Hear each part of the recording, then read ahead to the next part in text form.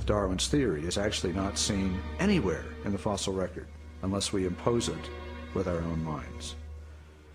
So the Cambrion explosion is the most dramatic refutation of the tree of life. The Cambrion explosion of life was a dramatic episode in geological history. Usually dated at about 530 million years ago, the exquisitely preserved Cambrian fossils reveal that the body plans for virtually every major animal phyla appeared, not gradually and slowly as Darwin had speculated, but instead with astonishing suddenness. If we imagine the whole history of life on Earth taking place in one 24-hour period, the current standard estimates for the origin of life put it at about 3.8 billion years ago, let's say 4 billion. So if we start the clock then, our 24-hour clock, 6 hours, nothing but these simple single-celled organisms appear, the same sort that we saw in the beginning. 12 hours, same thing. 18 hours, same thing. 3/4 of the day has passed, and all we have are these simple single-celled organisms. Then at about the 21st hour, in the space of about 2 minutes, boom, most of the major animal forms appear in the form that they currently have in the present. And many of them persist to the present, and we have them with us today. Less than 2 minutes out of a 24-hour period. That's how sudden the Cambrion explosion was. Wow. Boom. In the span of just 2 minutes in 24 hours, eh? That explosion must have taken place in the blink of an eye. The intelligent design proponent misrepresenting scientific knowledge is fellow of the Discovery Institute, Jonathan Wells, and yes, that is the same intelligent design organisation that wouldn't defend intelligent design under oath. Wells is also the author of the creationist book, Icons of Evolution. There's just one tiny problem. If a 24-hour period represents 4 billion years, then 2 minutes would be about 6 million years. Yeah, that Cambrian explosion took place in the blink of an eye. Just to put 6 million years into perspective, that's the equivalent of about a mere 60 ice ages or so. That's about 1,000 times as old as the young Earth creationists think the universe is. I mean, it's about 6 million years ago when our ancestors were just starting to walk upright. But one thing is true, there was a Cambrian explosion. Darwin was well aware of it. He even openly wrote of it and stated how he considered it the single greatest objection to the theory of evolution.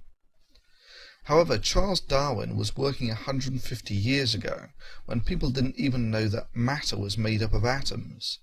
Jonathan Wells is not, and some of the things Wells says here are so jaw-droppingly wrong that they have to go into the same category with Venom Fang X's statements about the Grand Canyon being formed at about 5 times the speed of sound. Most of the major animal forms appear in the form that they currently have in the present. Oh really? Most of the major animal forms appear in the form that they currently have in the present. And this is from a man who has 2 PhDs, one in molecular and cell biology from Berkeley and the other in religious studies from Yale. You see, the snappy answer you will usually get from an evolutionary biologist when asking him what would convince him that evolution is wrong is fossil bunnies in the Cambrian. So, Wells, if in the Cambrian explosion most of the major animal forms appear in the form they currently have in the present, where are the Cambrian fossils of bunnies, whales, banyan trees, chameleons, ants, turkeys, kangaroos, orchids, crocodiles, lions, elephants, bees, humans, spiders, etc., etc., etc.? What the senior fellow of the creationist organisation, the Discovery Institute, is willfully ignoring is that every single creature from the Cambrian explosion was water-dwelling. The invasion of land happened about 100 million years after the Cambrian explosion. Most of the major animal forms appear in the form that they currently have in the present. And many of them persist to the present, and we have them with us today. What, you mean like trilobites, Anomalocaris, Hallucigentia, and Haikuella? So why the Cambrian explosion? Firstly, it's necessary to make it clear that we do not have a comprehensive understanding of the origins of life on Earth, but this is far from saying that we don't know anything about it. For instance, the structure of almost all biomolecules, carbon, nitrogen-rich compounds with lots of hydrogen and not much oxygen, simply scream reducing atmosphere to the chemist. The one exception is the sugars, an integral part of both DNA and metabolism, which can be made by the reduction of carbon dioxide releasing oxygen.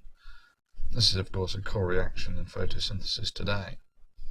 We have an idea of the oxygen levels on early Earth from iron chemistry. The reduced form of iron is pretty soluble in seawater. However, if you expose it to oxygen, it drops out of solution as essentially rust, leaving large geological banded structures. This happens in the rocks preceding the Cambrion Explosion and signifies that the oxygen was becoming abundant in the Earth's atmosphere. So the stage is set. An organism that evolved the ability to utilize oxygen in metabolism would have a significant advantage. Oxygen is like rocket fuel to life. It makes multicellular life an exceptionally evolutionary favored proposition. So what evidence we have suggests that for the first 2.5 billion years of life on Earth is a bunch of chemical reactions and life changing the abundance of molecules on Earth. When the feedstocks are opportune, multicellular life takes off with a vengeance. This is far from Wells's intentionally misleading caricature that So if we start the clock then, our 24-hour clock, 6 hours, nothing but these simple single-celled organisms appear. The same sort that we saw in the beginning. 12 hours, same thing. 18 hours, same thing. 3/4 of the day has passed, and all we have are these simple single-celled organisms. Then at about the 21st hour, in the space of about 2 minutes, boom, most of the major animal forms appear in the form that they currently have in the present. The branching tree pattern of Darwin's theory is actually not seen anywhere in the fossil record unless we impose it with our own minds. Not seen anywhere. Not seen anywhere. It's actually not seen anywhere in the fossil record unless we impose it with our own minds.